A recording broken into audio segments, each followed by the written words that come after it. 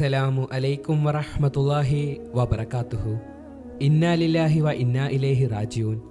സമസ്ത കേരള ജംഇയ്യത്തുൽ ഉലമ കേന്ദ്ര മുഷാവറ അംഗവും ജാമിയ സഅദിയ ജനറൽ സെക്രട്ടറിയുമായ സയ്യിദ് ഫസൽ കോയമ്മ തങ്ങൾ ഖുറാ തങ്ങൾ വഫാത്തായി.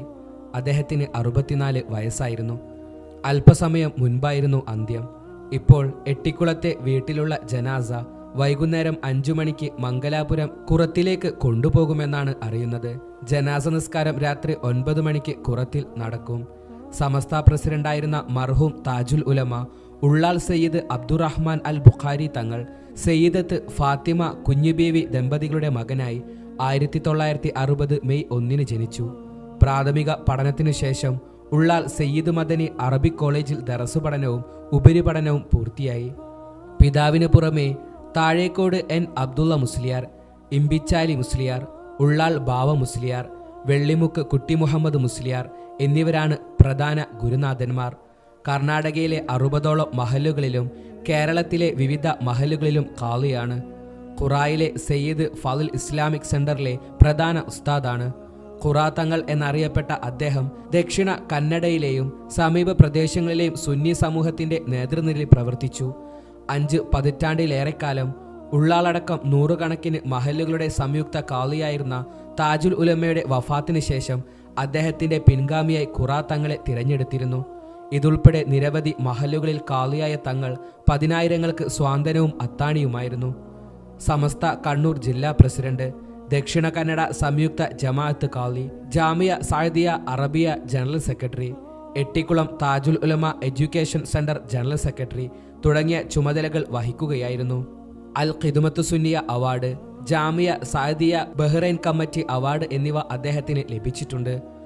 അല്ലാഹു സുബ്ഹാനഹു വ തആല അദ്ദേഹത്തിന് എത്ര പവിത്രമാക്കപ്പെട്ട ദിനമാണ് നൽകിയത്. പവിത്രമായ ദിനത്തിലാണ് അദ്ദേഹത്തിന്റെ മരണം. അതേ, ഇസ്ലാമിക കലണ്ടർ പ്രകാരം ആദ്യത്തെ മാസമായ മുഹറത്തിന്റെ ആദ്യ ദിനം അദ്ദേഹം ഈ ലോകത്തോട് വിട പറഞ്ഞിരിക്കുകയാണ്. നമ്മുടെ വിശ്വാസപ്രകാരം റമളാനിന് ശേഷവും ഏറ്റവും പ്രാധാന്യം കൊടുക്കുന്ന മാസമാണല്ലോ മുഹറം മാസം. നമുക്കറിയാം, ഈ മാസത്തിന് ഒരുപാട് പ്രത്യേകതകളുണ്ട്.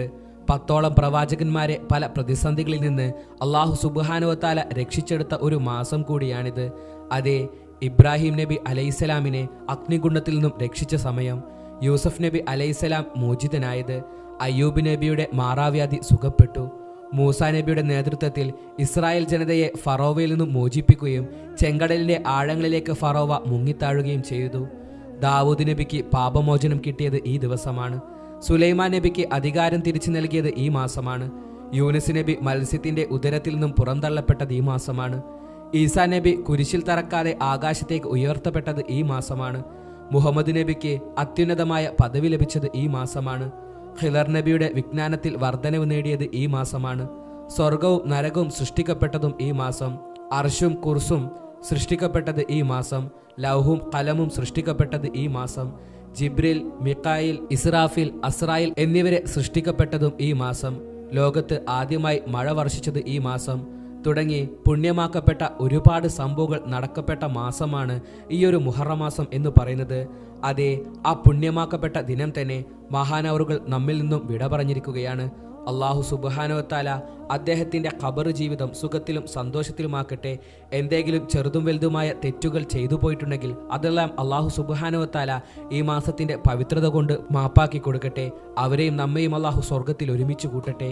ആമീൻ. ഈ വീഡിയോ നിങ്ങളിലേക്ക് എത്താൻ കാരണമായവർക്ക് വേണ്ടി പ്രത്യേകം ദുആ ചെയ്യണമെന്ന് ഉറപ്പെടുത്തി ഇൻഷാ അല്ലാഹ് മറ്റൊരു വീഡിയോയുമായി നമുക്ക് പിന്നീട് കാണാം. ദുആ വസിയത്തോടെ. അസ്സലാമു അലൈക്കും വറഹ്മത്തുള്ളാഹി തആല വബറകാതുഹു.